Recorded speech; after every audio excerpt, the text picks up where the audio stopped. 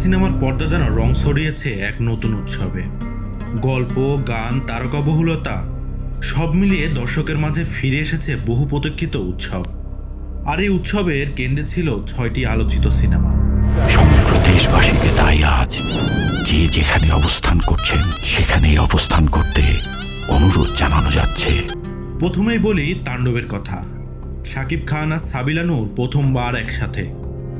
মাল্টিপ্লেক্সে 28টি show দিয়ে শুরু, এখন সেটা দাঁড়িয়েছে 45-এ। আর সিঙ্গেল স্ক্রিন 100-রও বেশি হলে প্রদর্শিত। প্রথম 5 দিনেই আয় করেছে 5 কোটি টাকারও বেশি।